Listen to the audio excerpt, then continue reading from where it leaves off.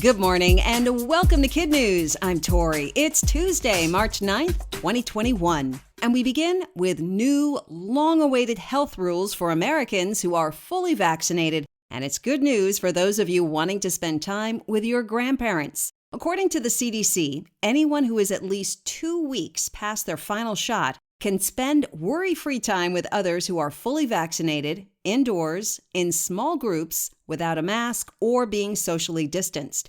Even more significant, they can now gather with family and friends who have not received an inoculation, so long as those people aren't considered high risk for the virus. Vaccinated Americans also no longer have to quarantine, even if exposed, unless they start showing symptoms. What hasn't changed? Health experts still advise that we all, vaccinated or not, avoid crowds.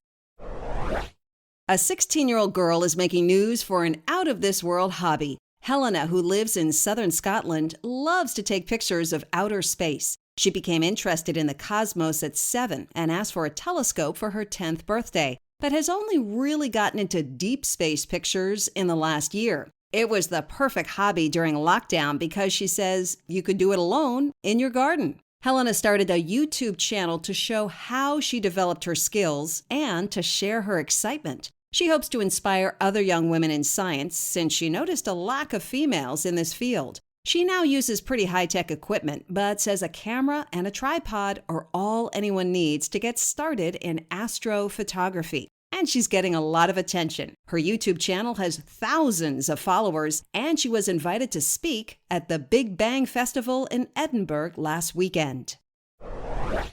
The world's oldest known bird has stunned scientists by hatching a chick at the ripe old age of 70. As reported by the BBC, Wisdom, a Laysan albatross, laid her egg last month on the Midway Atoll. That's a small scrap of land near Hawaii that's part of a wildlife reserve. We know Wisdom's age because she was first banded, which means a small item was placed on her leg for tracking purposes, in 1956. Researchers used to think this type of albatross only lived to about 40, but Wisdom has shown them a thing or two, surviving storms, shark attacks, and the impact of pollution. If there's one word everyone knows how to spell by now, it's virtual. And for the most part, that's the situation for this year's Scripps National Spelling Bee. Last year's competition had to be canceled because of the coronavirus pandemic. It was the first time since World War II that it couldn't be held. Several smaller online bees tried to take its place, but none held the panache of Scripps with its $50,000 top prize, national media exposure, and 100 years of history. Organizers, determined to make a comeback, decided the safest way was to take the early rounds virtual. They'll run from mid to late June. The finals will be in person, limited to the top 12 contenders, and be televised from the ESPN campus at Walt Disney World in Florida on July 8th. An amazing discovery in Argentina in the last week. What could be the oldest fossils ever found of a huge dinosaur called a titanosaur. These plant-eating creatures with super long necks and tails are believed to be the largest animals to ever walk on Earth. The particular remains found in South America are about 66 feet long, or 2 full-size school buses, and are estimated to be 140 million years old. This means the species lived longer ago than previously thought. Scientists decided to call this particular creature a ninja titan after one of the paleontologists on the dig, who has the nickname El Ninja. That's it for KidNuz. A big thank you to all our generous donors who help keep this podcast of news just for kids going. If you'd like to be on our team and make a donation that's tax-deductible through our fiscal sponsor, Independent Arts and Media, please go to our website, www.kidnuz.org, and click on the Donate button. Now, the KidNuz quiz. What's the hobby called that has gotten a 16-year-old girl in Scotland so much attention?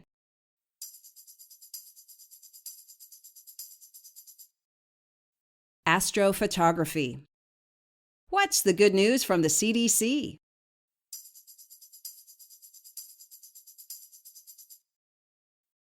Fully vaccinated Americans can spend time with friends and family without a mask or being socially distanced.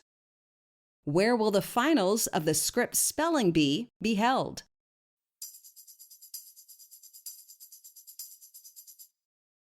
Disney World in July. How big are the remains of the titanosaur found in South America?